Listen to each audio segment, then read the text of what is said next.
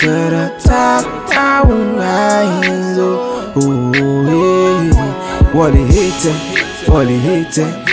Hey guys, what's up, what's going on? So we're gonna be doing a little ask some more type of video, which I did receive a question not too long ago from somebody on my new email address that I just created. It's actually a new email address that I created to do collabs with.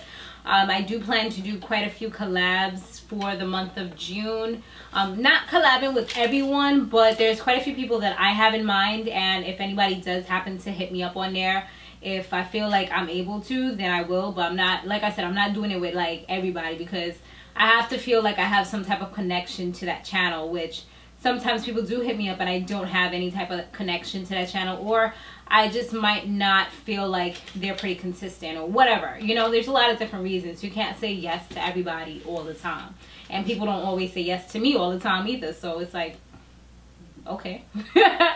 But before we go on, let me let you guys know, because I know somebody's probably going to ask me about the hair. The hair that I'm wearing is from my line. I always have the link in the description box so you guys can check it out.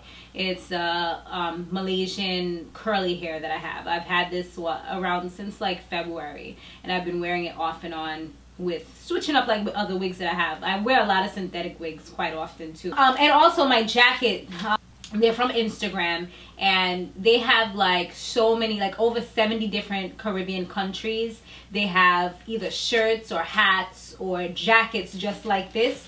And if you look at the back, it says Montserrat. So I did want to kind of just mention that in case if anybody was wondering, because y'all probably going to be seeing this jacket a lot. Just like how y'all always see me in a white tee. Y'all going to see me now with my little jacket on. Alright, so the question that I received from Taja, or Tasia, I hope I say your name right, girl. I be slaying names sometimes, and not in a good way. Tasia B was pretty much like how to do hair reviews. And I believe it was, I should have looked up the whole thing. Let me see the actual thing. Question was, wonder if you could do a video on how to negotiate prices when companies ask you to review their products. Could you offer insight on how to catch a company's interest, or how to go about working with a company, and what prices you should set for recommending a product on your channel if you're a smaller channel or just starting out? So it's okay, so this is like a little bit complicated, but I'll tell you my views on it. I think that when you're starting out, you can't really necessarily charge, because I mean, now it's 2017, so it's a lot different than when I first started out. But I would say that in a lot of cases, a lot of companies are not going to really take you seriously if you just have like 100 subscribers, if you have 1,000 subscribers. Usually you have to have anywhere between like 5,000 to maybe 10,000 subscribers and a good amount of views. Like sometimes lately, the companies are getting smart, because sometimes people be buying subscribers, or the subscribers just don't be watching their videos or whatever. So a lot of these companies now, they're looking at the views. So if you look at the views, and my views are not always that high, so it's just like a lot of some companies don't want to work with me because I'm not giving them that instant gratification. Even though I'm at like 35,000 or whatever I am at right now in this video, because my views are not that high, they're just like, you know what, whatever. My views take a while to progress. Like my views could take anywhere from a week to, I would say, like a month to actually hit like a good level, or to start like really getting some traction, which kind of sucks, because it's like, damn, you know, you have all these people but nobody's really watching like that. But it's whatever. You gotta keep it pushing, keep it moving. So yeah, a lot of companies, if you're under like a certain subscriber base, they won't even like look at you a lot of times. So you got to keep that in mind, and you can't let that really like get you down or anything like that. You have to just keep on putting out good content, and just sharing your videos, asking people to share your videos, and just kind of putting it out there, you know? So that's a good way to try to grab their attention. Also on Instagram, that's a good way to market as well, because you can like their pictures, you can maybe talk to them. If you do have like a certain amount, like maybe like 10,000 subscribers or something like that, you can actually reach out to them, which a lot of them are getting savvy to that too, because even me, even when I was like at 20-something thousand or maybe less than that, people was using my email to catfish companies. Like I had 2 companies hit me up like oh, you know, did you ask us for a review? Because we know your address and this is not your name or your address. You know, what's going on? And, or they didn't even say what's going on, but they just kind of like let me be aware that somebody was doing this. Matter of fact, I don't think the person got to the point where they gave them the address. They just they sent them an email like, oh, saying all the people that they worked with, which wasn't even some of the companies that I work with. Like, they said that they work with Best Lace Wigs and some other companies. I never even worked with Best Lace Wigs. So I'm like, if you're going to lie, or if you're going to try to say all these accolades that I have, at least be accurate, because you never know if these people are going to do a cross-reference. Well, luckily, the company that one of the companies, I mean, I don't know how many other companies they've been catfishing, but one of the companies that had this particular, that received the email, they ended up sending it to me and letting me see it. But it's like very, and they do things where it's like very similar to your email address, so it can definitely fool somebody, which is it's disgusting, really. Like, that you so mother effing thirsty for some hair that you're gonna like try to mess up somebody's brand and make it look like I'm over here begging somebody for hair and I'm not putting up a review. And in the past, I can definitely say that I have emailed companies, or if it's a company I really want to work with, like, I will email the company, or I haven't done that in like a year, to be honest, but I have done that in the past because people wasn't really looking at me. So it was like, if nobody's coming for me, I'm gonna come to get you. You know what I mean? Like, the doors aren't automatically opening for me, so I'm gonna open them and I'm gonna do what I gotta do, so I don't have to spend all this money on hair, because I've been out here, I've been spending my money. And to be honest, like, sometimes with these channels, you have to spend money in order to get things for free. I know before I started getting things for free, I was spending money for hair. Like, this was something I genuinely liked to do. This was something that I was legit doing before I even was getting anything for free. So it's just like, I feel like I kind of paid my dues, if you want to say that in a sense, because I've spent a lot of money to build this channel, to show people the things that I like to do and the hair that I like to wear. And it just so happens that these companies now, they want to like show their hair and they want me to show it for them for, you know, not for free, but you know, there are some exceptions that I do, which I'm trying to like kind of wean out of, because I do feel like my channel is worth a lot more than what I'm putting out there, you know. Because in the beginning, I remember like there was only one company when I first started out. Maybe I was like at 1,000 or a few thousand subscribers, and that was Platinum Wigs. I don't really know if they're still in business anymore, but I know they had changed management and they kind of was like going down after that. They had a whole ton of issues, so we just kind of parted ways. But that was the first company that actually gave me a chance, even though I was a small YouTuber. And to me, that was like amazing. That was like, I hit the jackpot. Like, that was big time for me, because I actually used to buy wigs from them. And even while I was an affiliate with them, I was still purchasing wigs here and there from them. So I was always like, you know, kind of spending my money with them anyway. So it just kind of made sense that I was able to do that. And I had like a bunch of wigs from them. It was really nice. And then eventually I started doing a lot more synthetic wigs.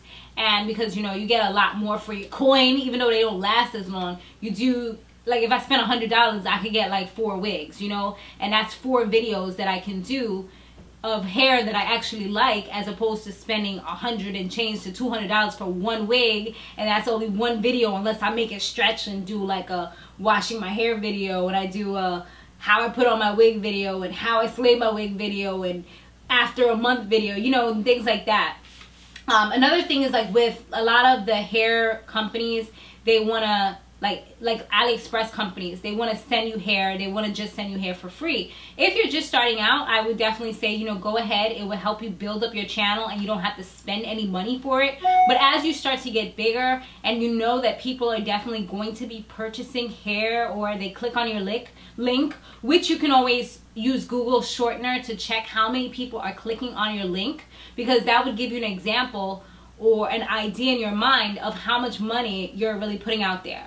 There was one company, I just realized when I looked back at my old clicks, that even though it's a $40 wig, there was over 900, I think, people that clicked on it. And when I did the math, they've gotten, most likely, if most of those people probably bought a wig when they went, or even if they didn't buy that particular wig, they might have bought something else, which is around $40, we'll say. They got about $3,800. No, wait, was it $38,000? I think it was $38,000, something like that. It was some price there. Let me see. Well, I'm not gonna do it right now, but yeah, it was like a lot of money. It was like, I think it was like $38,000 though. I'm like, yo, like that's more than, well, that's almost like the salary that I used to get back in the days. Like, that is crazy that, you know, I put that much out there and haven't really gotten anything back in return back in those days. So it just kind of opens your eyes and lets you know, like, how much money you're giving to these companies, but you're not really getting anything in return, especially as you start getting larger. So my advice, pretty much, you know, I just said all of this. My point of the whole thing is just, I feel like if you're just starting out, companies might not take you very seriously. Like I said, it's new day and age, so I don't really know what they're doing now. But I know back when I first started, back in my days, you know, it was kind of like you had to build up your channel, get to a certain point, maybe like 5 to 10, even maybe 5 could do it if you have a large viewing, because sometimes you can have a small amount. I've seen some channels, especially hair channels, that have much less subscribers than I do, and they get much more views than I do, which, you know, kudos to you, congratulations. And, you know, I definitely pull my hat off to you, and keep doing what you do, because that's gonna definitely get you farther, and that's gonna get you more subscribers. So in no time you'll be at a bigger subscriber base, or you'll have a bigger subscriber base. Or some people might not do as well on YouTube per se, but they can also market their Instagram. There are places that you can go to, like FameBit, Grapevine. I mean, for me personally, I haven't had the best of luck. I've done maybe like one FameBit thing, and then I kind of like gave up after several attempts, because they're just not checking for me, because there's so many people on those websites that get so many more views than I do. So it's just like, they're like, girl, please, you know. Or they try to like come on some backhanded stuff. I had a company, the only reason why I even worked with that company, even though they try to be backhanded, was because I wanted to get that stuff. And I have to admit it, like, it was a clothing company. I hit them up through FameBit, I believe it was FameBit, and they just kind of denied me there. It was 2 companies that did that to me, but the second one, they never even wrote me back after they emailed me, and I still told them the same rate. So they was just like, no. They tried to like give it to me for free, and I'm like, nah, like, this is what I do. You know, it was actually for hair, so I was like, this is what I do. I'm not gonna not take anything because you want to email me personally. So you got to be careful with that too. So anyways, the fashion company, they decided to hit me up on the back end, like, oh, you know, just give me some BS. I probably have the email if I really wanted to show receipts, but yeah, they hit me up on some BS, and only because, like, I know that there's a lot of other bigger channels connected to this particular brand, but I know they have money because it's a lot of famous people that work with them. But I was like, you know what, all right, because I did want to get their jeans because they make your butt look cute, and I did want to get some other stuff from them. So I was like, you know what, I'll take the L for this, and I'll just get the free clothes.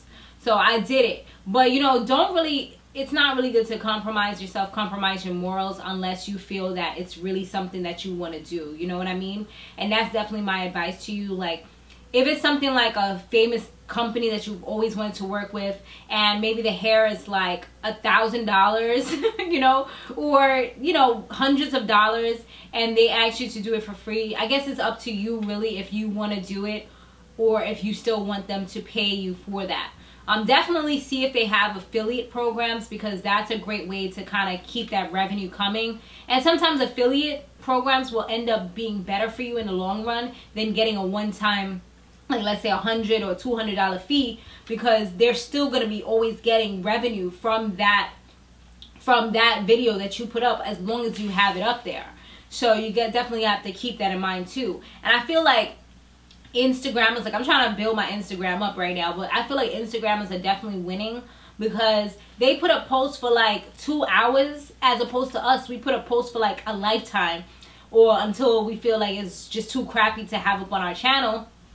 While Instagrammers put something up for like 2 hours, 3 hours, 2-3 hours. I think I've hit up some people to do ads before, just kind of gauging their prices. Some of them I was just like, no, I ain't doing this. But it'd be like 3 hours for $100.